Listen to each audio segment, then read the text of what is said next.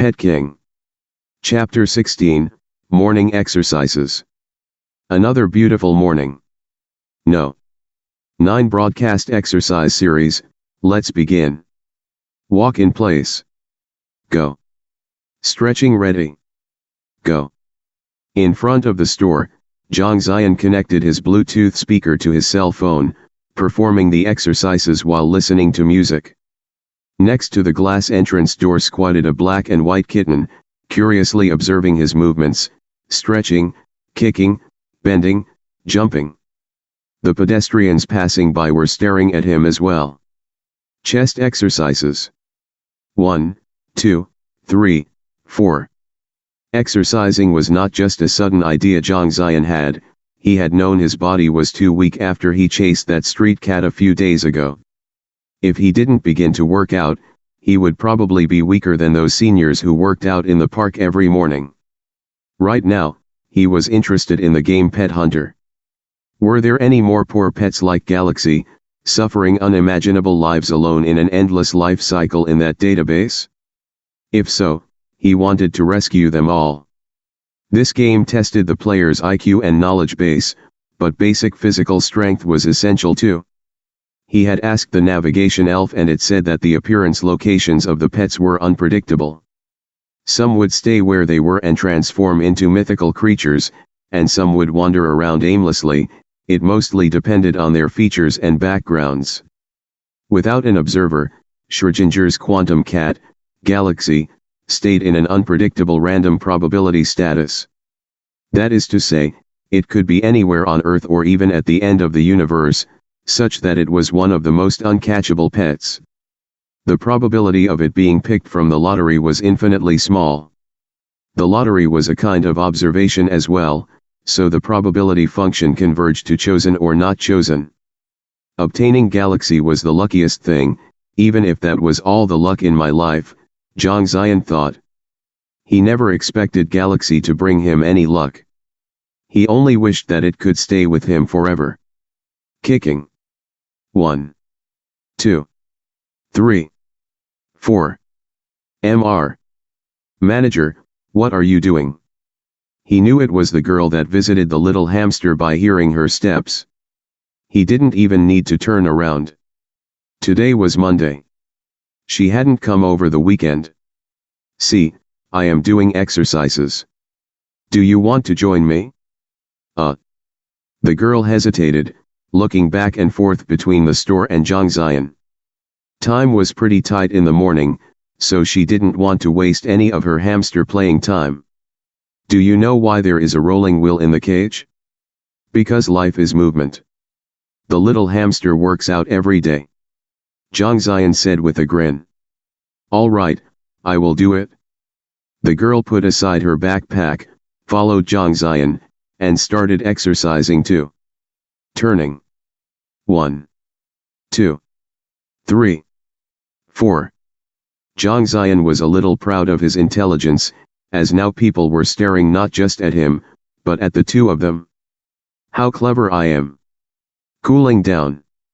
1, 2, 3, 4, 5, 6, 7. Stop.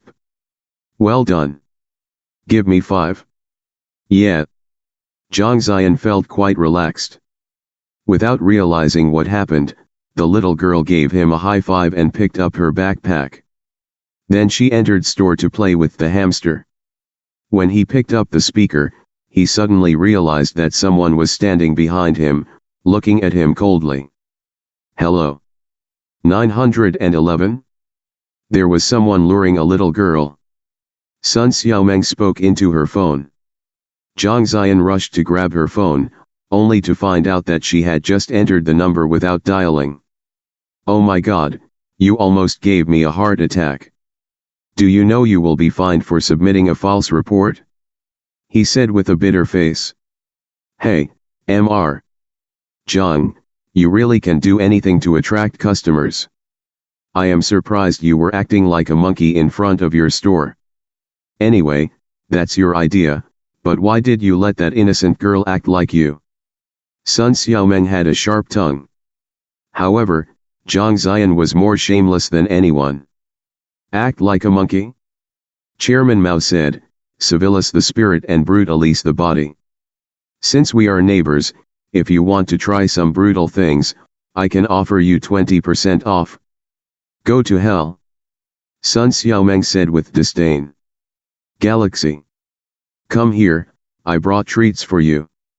She waved at Galaxy, opened a can of food, and placed it on the ground to attract the cat. Your favorability level is far behind, Zhang Ziyan sneered in his mind. As expected, Galaxy was frightened and hid itself behind the wall, spying on them with one eye. Humph. Sun Xiaomeng was annoyed. Did you spend the whole day talking bad about me to the cat? Zhang Ziyan was speechless. People were always obsessed with what they couldn't obtain. For example, Sun Xiaomeng. She had so many cats in her breeding base, but she was only interested in Galaxy. The funny thing was that the cat ignored and disappointed her every time. Come on, Galaxy, let's go back inside and take a rest.